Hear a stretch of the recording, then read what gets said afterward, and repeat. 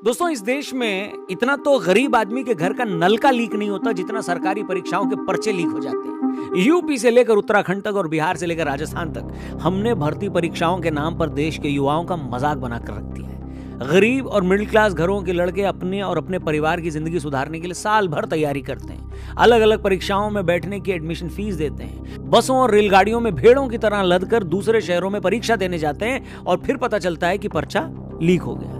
साल भर की मेहनत मिट्टी में मिल जाती है। तकदीर संवारने के सारे अरमान पेपर लीक के लीकेज से होते हुए फिर से बदनसीबी के गंदे नाले में बह जाते हैं। सालों से ऐसा चला आ रहा है, मगर हालात नहीं बदल रहे। आज के एपिसोड में हम पेपर लीक कांड की इसी महामारी का जायजा लेंगे और बताएंगे कि आखिर क्यों इतने सालों बाद भी इस बीमारी की कोई वैक्सीन तैयार नहीं हो पाई है। ये वीडियो ध्यान से देखिएगा, पसंद आए तो इसे अपने दोस्तों तक पहुंचाइएगा, शेयर करिएगा, हमारे चैनल को भी सब्सक्राइब करिएगा और कमेंट करके बताइएगा कि ये वीडियो आप देख कहां से रहे हैं। चलिए शुरू करते हैं। दोस्तों, एक बात हम सबको बचपन से बताई और सिखाई गई है कि हर इंसान की तकदीर उसके हाथ में होती है। आप मेहनत करो, कुछ भी पा जाओगे। मगर देश के यूथ का इस बात से भरोसा उठ गया है। वो किसी नौकरी को पाने के लिए जी जान से मेहनत करता है, अपनी जवानी के कई साल उसमें खपा देता है और फिर महसूस करता है कि उसे तो उसका टैलेंट दिखाने का मौका ही नहीं मिल रहा है। वो परीक्षा की तैयारी करता है और बार बार ये परीक्षाएं रद्द हो जाती हैं। हालात इतने बुरे हैं कि 2018 से लेकर अब तक अकेले राजस्थान में सरकारी नौकरी की 12 परीक्षाएं रद्द हो चुकी हैं। अकेले उत्तराखंड में 2 साल में पटवारी से लेकर लेखपाल, सहायक समीक्षा अधिकारी, पोस्टमैन, छात्रावास अधीक्षक, ग्राम विकास अधिकारी के पेपर रद्द हुए हैं। पिछले साल बिहार में बिहार लोक सेवा आयोग का पेपर लीक हो गया।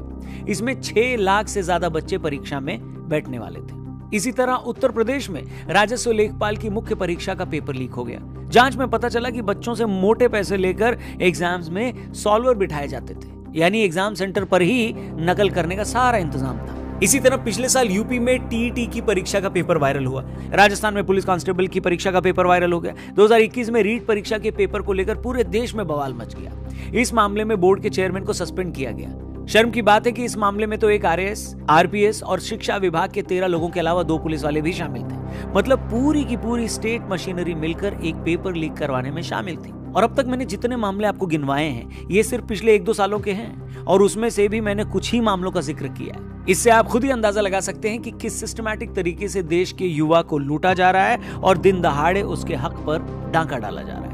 और नकल का ये सारा मामला एक वेल प्लान तरीके से होता है, वरना आप खुद ही बताइए कि पेपर लीक कैसे हो सकता है। इस सवाल का जवाब हर कोई जानना चाहता है कि पेपर कौन लीक करता है।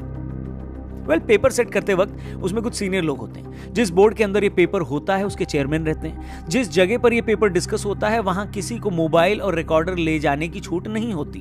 पेपर के सवाल भी कंप्यूटर के बजाय हाथ से लिखे जाते पहले, फिर उसे एग्जाम से जुड़े सॉफ्टवेयर पर अपडेट किया जाता है। जिस कंप्यूटर के जरिए अपडेशन होता है वो किसी तरह से इंटरनेट से भी नहीं जुड़ा होता और न ही उस कंप्यूटर में कोई पेन ड्राइव लग सकती है। मतलब ऑनलाइन हैकिंग का कोई टंटा ही नहीं है, मगर फिर भी पेपर लीक हो जाता है। इसलिए पहली गुंजाइश तो यही बनती है कि जिन लोगों पर पेपर सेट करने की जिम्मेदारी थी, पेपर लीक करने का काम उन्हीं की तरफ से किया गया है। दूसरा तरीका यह होता है कि जिस प्रिंटिंग प्रेस के जरिए ये पेपर छपते हैं वहां से ये पेपर लीक हो जाए। अब तक सभी तरह की परीक्षाओं के पेपर सरकारी प्रिंटिंग प्रेस से ही छपते थे, तो ऐसा होने की गुंजाइश कम थी। मगर जब से ये पेपर प्राइवेट प्रेस में छपने लगे हैं, वहां से इसके लीक होने के चांसेस भी बढ़ गए हैं। इसके अलावा जो एजेंसी इस तरह के एग्जाम कंडक्ट कराती है, वहां से भी ये पेपर लीक हो जाते हैं। उन एजेंसीज के काम करने वाले कुछ पुराने बाबू भी पेपर लीक करवा देते हैं। इसके अलावा चौथी जगह होती है वो एग्जामिनेशन सेंटर, जहां पर पेपर रखे होते हैं। अगेन, यहां मैं किसी स्टेट का नाम नहीं लूंगा, लेकिन सबको पता है कि कुछ राज्यों में एग्जाम सेंटर से ही पेपर लीक हो जाना, नकल करवाना कितना आसान रहा है। मतलब ये कि जो आदमी या संस्था पेपर करवाने के लिए जिम्मेदार है, वही लोग पेपर लीक करवाने में भी शामिल होते हैं। ये लोग पैसे की लालच में भी ऐसा करते हैं और कई बार पॉलिटिकल शय और उकसावे पर भी। मगर एक बड़ा सवाल सबके मन में यह भी रहता है कि आखिर कैसे लीक होता है पेपर। अब ये ताकतवर लोग परीक्षा के हिसाब से एक स्टूडेंट से 25 से 50 लाख रुपए लेकर पर्चे लीक करते हैं। अब एक स्टूडेंट के लिए इतने लेवल पर इतना पैसा देना पॉसिबल तो नहीं होता, तो वो कुछ और बच्चों को इसमें शामिल करवा लेता है। इस तरह बच्चों की चेन बन जाती है और कई बार तो ये होता है कि एग्जाम की डेट आने तक वही पेपर 500-500 रुपए तक में भी बिकने लग जाता है। व्हाट्सएप पर आ जाता है और फिर हंगामा खड़ा होता है और पेपर रद्द करना पड़ता है। मगर हैरान करने वाली बात यह है कि इतने पेपर लीक होने के बाद भी आपने इन मामलों में कितने लोगों को आज तक जेल जाते देखा है?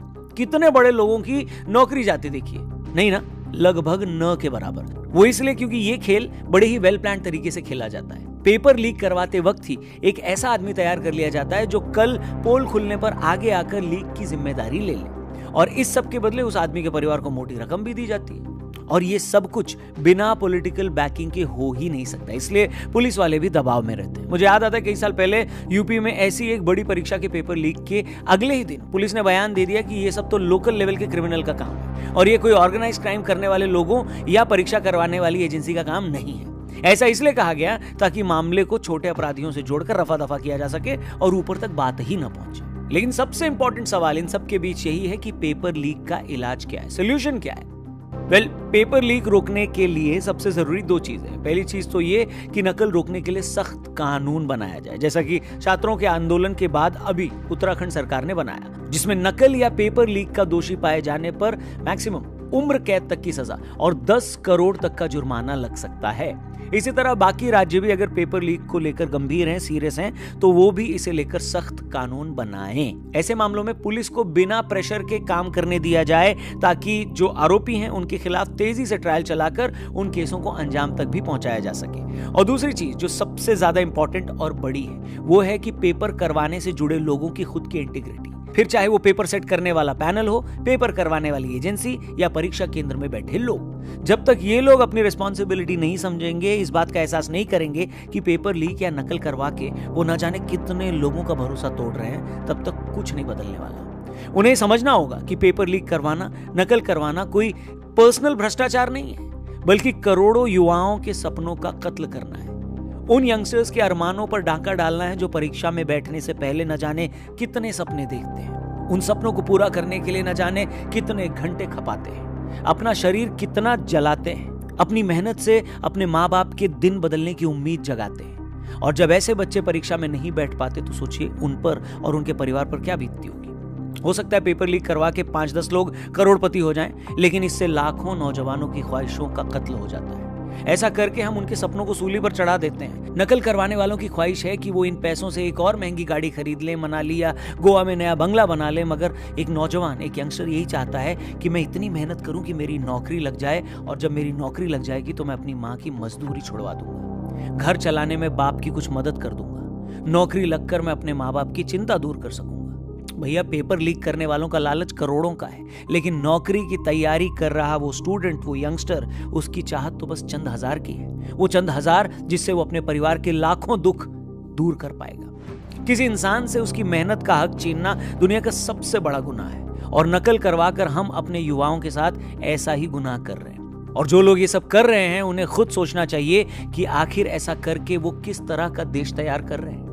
चलिए, आज के लिए बस इतना ही। ये वीडियो अगर आपको सही लगे तो आप और भी लोगों तक इसे जरूर पहुंचाएं, इसे जरूर शेयर करें। अपना ख्याल रखें, जल्दी मिलते हैं। जय हिंद।